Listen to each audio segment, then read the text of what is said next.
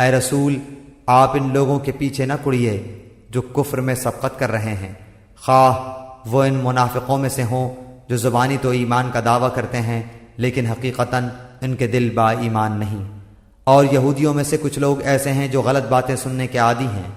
اور ان لوگوں کے جاسوس ہیں جو اب تک آپ کے پاس نہیں آئے۔ وہ کلمات کے اصلی موقع کو چھوڑ کر انہیں متغیر کر دیا کرتے ہیں، کہتے ہیں کہ اگر تم یہی حکم دیے جاؤ تو قبول کر لینا، اور اگر یہ حکم نہ دیے جاؤ تو الگ تھلگ رہنا، اور جس کا خراب کرنا اللہ کو منظور ہو تو آپ اس کے لیے خدائی ہدایت میں سے کسی چیز کے مختار نہیں۔ اللہ تعالیٰ کا ارادہ ان کے دلوں کو پاک کرنے کا نہیں، ان کے لیے دنیا میں بھی بڑی ذلت اور رسوائی ہے اور آخرت میں بھی ان کے لیے بڑی سخت سزا ہے۔ یہ کان لگا لگا کر جھوٹ کے سننے والے اور جی بھر بھر کر حرام کے کھانے والے ہیں، اگر یہ تمہارے پاس آئیں تو تمہیں اختیار ہے، خواہ ان کے آپس کا فیصلہ کرو، خواہ ان کو ٹال دو، اگر تم ان سے منہ بھی پھیرو گے تو بھی یہ تم کو ہرگز کوئی ضرر نہیں پہنچا سکتے، اور اگر تم فیصلہ کرو تو ان میں عدل و انصاف کے ساتھ فیصلہ کرو، یقیناً عدل والوں کے ساتھ اللہ محبت رکھتا ہے۔ تعجب کی بات ہے کہ وہ کیسے اپنے پاس تو رات ہوتے ہوئے جس میں احکام الہی ہیں تم کو منصف بناتے ہیں، پھر اس کے بعد بھی پھر جاتے ہیں، دراصل یہ ایمان و یقین والے ہیں ہی نہیں۔ ہم نے تورات نازل فرمائی ہے جس میں ہدایت و نور ہے، یہودیوں میں اسی تورات کے ساتھ اللہ تعالیٰ کے ماننے والے انبیاء علیہم السلام اور اہل اللہ اور علماء فیصلے کرتے تھے، کیونکہ انہیں اللہ کی اس کتاب کی حفاظت کا حکم دیا گیا تھا اور وہ اس پر اقراری گواہ تھے۔ اب تمہیں چاہیے کہ لوگوں سے نہ ڈرو اور صرف میرا ڈر رکھو،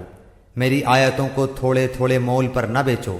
جو لوگ اللہ کی اتاری ہوئی وحی کے ساتھ فیصلے نہ کریں وہ پورے اور پختہ کافر ہیں۔ اور ہم نے یہودیوں کے ذمہ تورات میں یہ بات مقرر کر دی تھی کہ جان کے بدلے جان، اور آنکھ کے بدلے آنکھ، اور ناک کے بدلے ناک، اور کان کے بدلے کان، اور دانت کے بدلے دانت، اور خاص زخموں کا بھی بدلہ ہے۔ پھر جو شخص اس کو معاف کر دے تو وہ اس کے لیے کفارہ ہے، اور جو لوگ اللہ کے نازل کیے ہوئے کے مطابق حکم نہ کریں وہی لوگ ظالم ہیں۔ اور ہم نے ان کے پیچھے عیسیٰ بن مریم کو بھیجا جو اپنے سے پہلے کی کتاب یعنی تورات کی تصدیق کرنے والے تھے، اور ہم نے انہیں انجیل عطا فرمائی جس میں نور اور ہدایت تھی، اور وہ اپنے سے پہلے کی کتاب تورات کی تصدیق کرتی تھی، اور وہ سراسر ہدایت و نصیحت تھی پارسا لوگوں کے لیے۔ اور انجیل والوں کو بھی چاہیے کہ اللہ تعالیٰ نے جو کچھ انجیل میں نازل فرمایا ہے اسی کے مطابق حکم کریں، اور جو اللہ تعالیٰ کی نازل کردہ سے ہی حکم نہ کریں وہ بدکار فاسق ہیں۔ اور ہم نے آپ کی طرف حق کے ساتھ یہ کتاب نازل فرمائی ہے جو اپنے سے اگلی کتابوں کی تصدیق کرنے والی ہے اور ان کی محافظ ہے، اس لیے آپ ان کے آپس کے معاملات میں اسی اللہ کی اتاری ہوئی کتاب کے ساتھ حکم کیجیے، اس حق سے ہٹ کر ان کی خواہشوں کے پیچھے نہ جائیے۔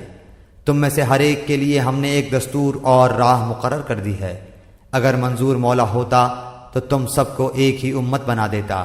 لیکن اس کی چاہت ہے کہ جو تمہیں دیا ہے اس میں تمہیں آزمائے۔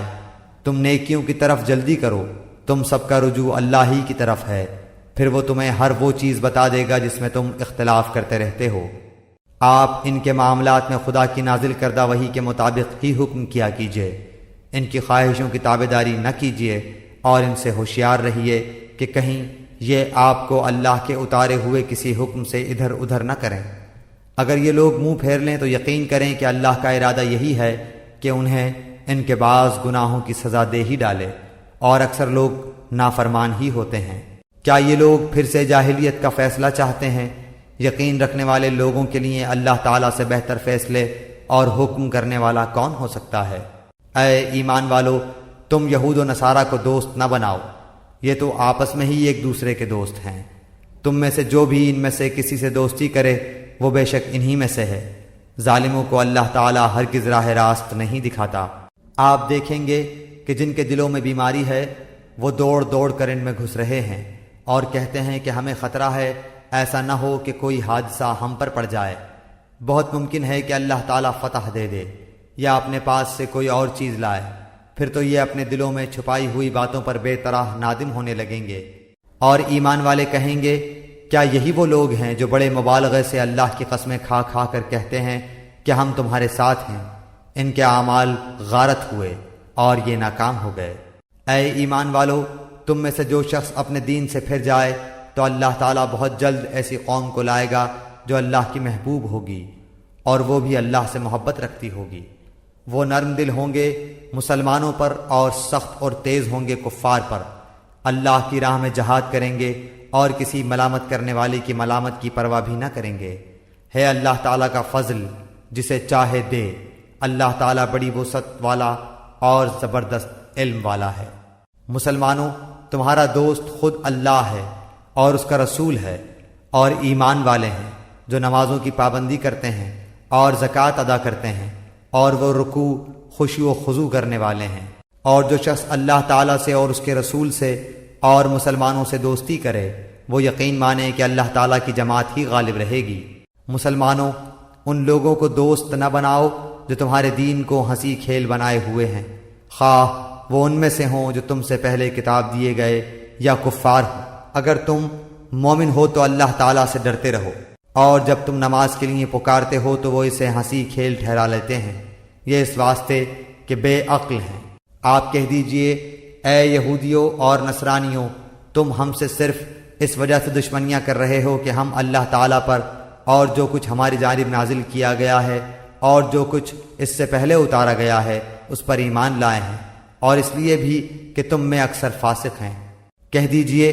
کہ کیا میں تمہیں بتاؤں کہ اس سے بھی زیادہ برے اجر پانے والا اللہ تعالیٰ کے نزدیک کون ہے؟ وہ جس پر اللہ تعالیٰ نے لعنت کی اور اس پر وہ غصہ ہوا، اور ان میں سے بعض کو بندر اور سور بنا دیا، اور جنہوں نے معبودان باطل کی پرستش کی، یہی لوگ بدتر درجے والے ہیں اور یہی راہ راست سے بہت زیادہ بھٹکنے والے ہیں۔